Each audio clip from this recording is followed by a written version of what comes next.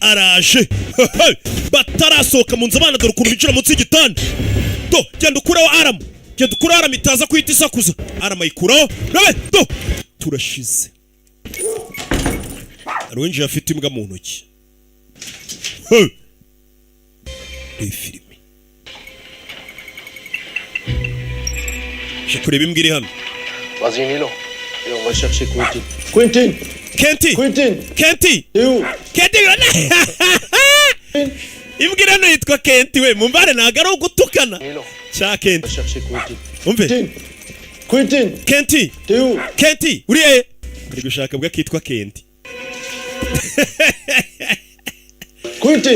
Quentin dore Quentin nguyu Kenti nyine Kenti noneho abonye bazina ngitangira gukura amakanzu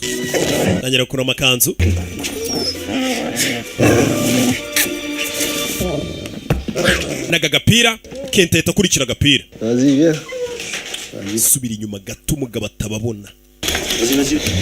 Basta, Milo, hano turi mu Bufaransa.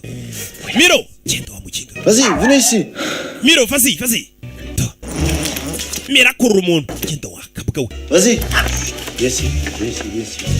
Baby. Yes. Fayo. Kamera bamaze kuzistara mu nyubako hose. Dukamera tunzinya.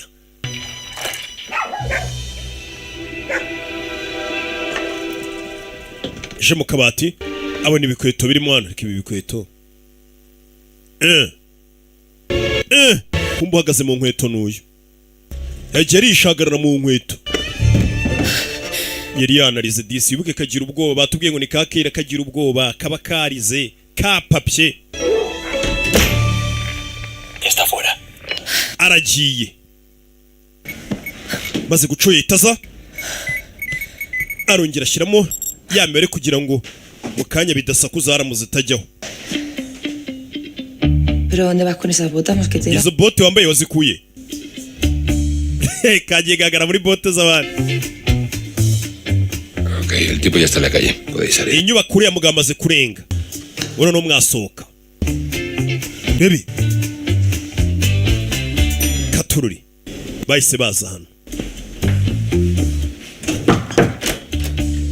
¿Podemos hablar?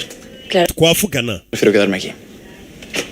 Soy toda oídos. Te lo iba a decir antes, pero estábamos microfonados. Antes cuando estaba forzando la cerradura de esa casa y me has agarrado el culo. Kare twari turi gufungura ingufuru nkora ku kibuno urankurura. No te lo... Hara warengereye. Ningún mal rollo contigo, no es eso. Nje icyo nshaka nuko umubano wanje nawe Profesional. wagumura uwo kazi gusa.